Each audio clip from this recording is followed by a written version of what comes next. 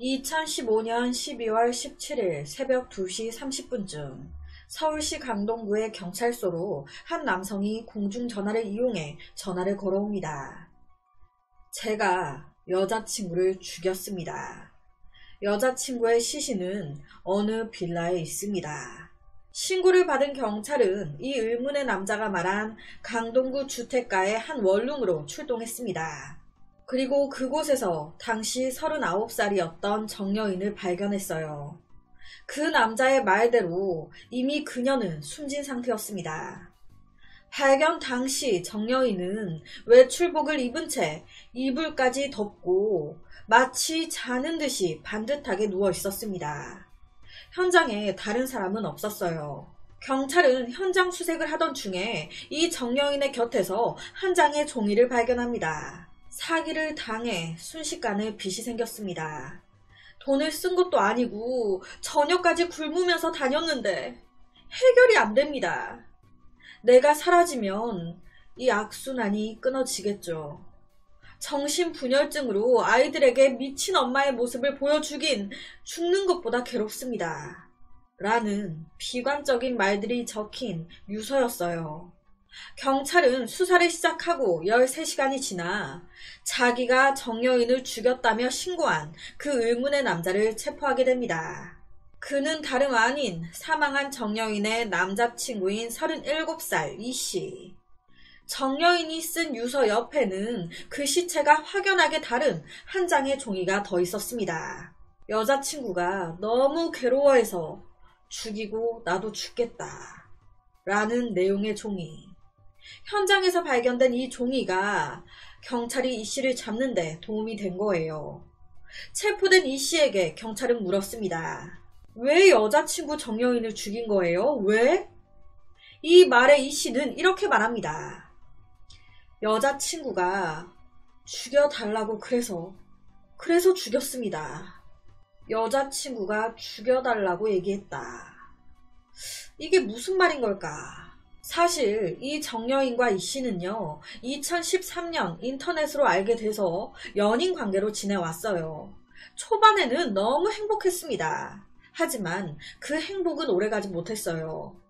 사실 이 정여인은요, 전에 결혼을 한 적이 있었고 2명의 자녀까지 있는 상황이었습니다. 혼자서 아이 둘을 키운다는 게 쉽지 않거든요. 이 악물고 열심히 살았습니다. 그런데 이 씨를 만나 연애하고 얼마 지나지 않아서 이 정여인이 이때까지 열심히 모았던 그 돈들을 사기당한 거예요. 사기만 당해도 멘탈 잡기가 힘든데 거액의 빚까지. 정말 너무 화도 나고 그 허탈감과 모든 걸 정말 다 내려놓고 싶었겠죠. 이제 어떻게 살아야 되나. 정말 한 푼 없이 모든 걸 다 날리고 빚까지 져버린 정여인. 당장의 생활비마저 빠듯했습니다. 갑자기 상황이 이렇게 돼버리면서 정여인 우울증까지 왔어요. 이러다 보니 남자친구 이 씨를 만나 늘 하는 얘기는 죽고 싶다, 다 포기하고 싶다는 얘기뿐. 수차례 죽음을 암시하는 얘기를 하곤 했습니다. 그러다 사건의 그날인 2015년 12월 16일 원룸에서 둘이 술을 마시면서 이런저런 얘기를 하다가 갑자기 정여인이 뭔가를 보여주는 거예요. 그건 다름 아닌 유서였습니다. 그리곤 죽여달라는 부탁. 제발 나 좀 죽여줘, 제발. 지금 사는 게 죽는 것보다 못해. 하루하루가 너무 고통스러워. 제발 이 고통을 끝내줘. 나 이제 그냥 편하게 쉬고 싶어. 이 말에 이 씨는요, 이러지 말라고 1시간 넘게 설득했습니다. 이 씨와 정여인 사귀는 사이, 사랑하는 사이였단 말이에요. 그런데 내가 사랑하는 여자가 죽여달라면서 막 우는데 당연히 그 마음을 돌리기 위해서 애를 썼습니다. 하지만 정여인의 마음은 확고했어요. 네가 날 죽여주지 않으면 그냥 내가 내 손으로 이 삶을 끝낼 거야.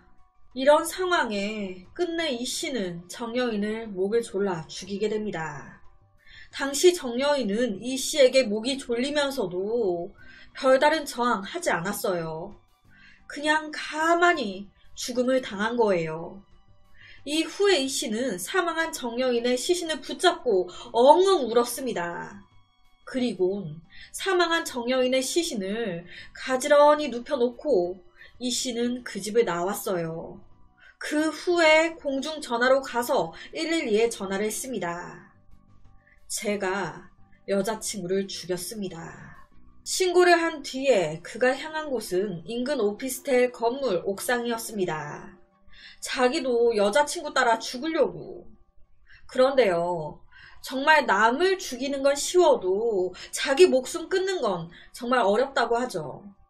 여자친구를 죽이고 본인도 죽겠다고 옥상에 딱 갔는데 막상 뛰어내리려고 하니까 이게 마음처럼 몸이 안 따라주는 거예요.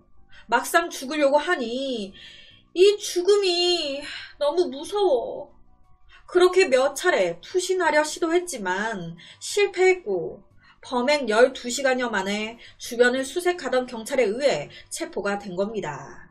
경찰과 검찰은요, 이 사건, 이 씨가 여자친구 정여인의 부탁을 거절하지 못하고 살해한 것을 감한 촌탁살인 혐의를 적용했습니다. 여기서 촌탁살인이 뭐냐? 실제 죽은 자가 살인을 부탁해 저질러지는 경우로 흔히 볼 수 있는 사건은 아니에요. 촌탁살인에 대한 형량은 징역 1년 이상 10년 이하로 사형이나 무기 또는 징역 5년 이상인 살인에 비해 처벌이 가벼운 편입니다. 검찰은 이 씨의 안타까운 사연에 대해선 동의했습니다. 하지만 피고인의 안타까운 사정은 고려하되 절대 동정에 치우쳐선 안 된다라며 이 씨에 대해 징역 7년을 구형했습니다. 살인은 살인이고 아무리 죽여달라 한들, 아무리 죽여달라 했다 한들 자기가 신도 아니고, 그래서 징역 7년. 이 씨 역시 범행 일체에 대해 모두 인정했습니다. 이 씨는 재판장에서 A4 용지 5장 분량의 반성문을 읽었는데 진짜 이때 재판장 곳곳에서 울음이 터져 나왔다고 해요. 이 씨는 서로 사랑했기 때문에 여자친구의 그런 부탁을 들어줄 수밖에 없었습니다. 제가 조금 더 성숙했더라면 죽이는 게 아닌 같이 사는 걸 선택했어야 했는데, 어떻게든 죽는 게 아닌 살게 만들었어야 했는데, 그게 너무너무 후회가 됩니다. 이 모든 게 제 잘못입니다. 순간 잘못된 선택을 해서 이런 일을 저질렀어요. 반성문을 써서 그때로 되돌아갈 수만 있다면 매일 수백, 수천 장의 반성문을 썼을 겁니다. 정여인이 돌아올 수만 있다면, 다시 그 시간으로 돌아갈 수만 있다면 돌아가고 싶습니다. 너무 미안합니다. 못난 나 때문에 정말 미안합니다. 용서받을 수 없는 죄를 저지른 거 알고 있습니다. 왜 그런 선택을 했는지, 왜 그런 부탁을 들어줬는지 죄책감에 시달리고 있습니다. 라면서 하염없이 눈물을 흘렸다고 해요. 이 사건은 국민재판으로 진행이 됐습니다. 당연히 배심원 7명 모두 이 씨에 대해 전원 유죄 판단을 내렸어요. 그 중에 5명은 징역 5년, 2명은 징역 6년 의견을 냈습니다. 이런 배심원의 의견에 재판부는 촌탁이 있었더라도 사람의 생명은 절대적인 가치가 있다는 점, 적극적인 만류나 설득이 없었던 점, 피해자 유족과의 합의가 없는 점, 피해자의 남겨진 2 자녀의 상실감과 고통 등을 고려했다며 이 씨에게 재판부는 징역 5년을 선고했습니다. 이 씨는요, 경찰에 체포된 후에 진짜 밥도 안 먹고요, 물도 안 먹고 진짜 가만히 있었대요. 모든 걸 포기한 사람처럼. 그러니까 이때 이걸 본 경찰이나 검사님이 화가 나니까 이 씨한테 이렇게 밥도 안 먹고 아무것도 안 할 거면 차라리 형량 세게 받아서 정신 차릴 때까지 감옥에 있든지, 아니면 빨리 정신 차려서 죄값 받고 남겨진 아이들, 그 아이들 인생 뒤에서라도 도와주던지 그게 고인에 대한 예의예요. 이렇게 가만히 있는다고 달라지는 거 없다고. 이럴 때일수록 더 정신 차려야 돼. 라고 말을 했다고 합니다. 이 말을 듣고 이 씨가 원래 체포된 후에도 그냥 어떻게 죽을까? 진짜 어떻게 죽을까? 이런 생각뿐이었는데 마음을 고쳐먹게 됐다고 해요. 이렇게 살 바에는 차라리 죽는 게 낫다며 자신을 죽여달라고 주변 사람들에게 애원하고 부탁하는, 그리고 이런 부탁을 받은 상대방이 네가 원하니까 죽여줄게, 이렇게 성립해서 발생하는 촌탁살인. 거의 이런 살인의 핵심 이유는 경제적인 문제나 병치레 같은 경우가 많다고 해요. 오늘 사건은 이제 경제적인 문제였죠. 정여인은 사기를 당해 전 재산을 잃었고 감당할 수 없는 빚으로 인해 가족을 길거리로 내몰았다는 죄책감에 절망했습니다. 아무래도 스스로 죽지도 못하는 상태에서 나름 남자친구에게 일종의 구원을 요청한 것으로 보여요. 병치레 같은 경우는 이제 말기 암이라든지 이렇게 아파버리면 나만 힘든 게 아닌 주위 사람들까지 경제적으로나 육체적으로나 모두 힘들어지잖아요. 그걸 지켜보는 본인도 막 지옥이고, 그러니까 가끔 이렇게 주위 사람들한테 어차피 난 죽을 목숨인데 이렇게 살아 뭐 하겠나, 하루하루 병원비만 더 감당 안 되게 늘어나는데 나 그냥 죽여달라 하는 경우도 꽤 있다고 합니다. 이 얘기 들으니까 어떤 한 단어가 생각나죠. 안락사. 실제로 촌탁살인을 이야기할 때 늘 따라다니는 게 바로 안락사 논쟁이에요.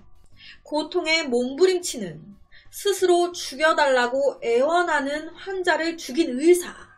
이런 의사에 대해서 살인범인지 아니면 죽음의 천사인 건지, 이는 근본적으로 죽을 권리를 어떻게 보느냐의 문제인데, 제발 죽여달라 라고 해서 죽여줬습니다.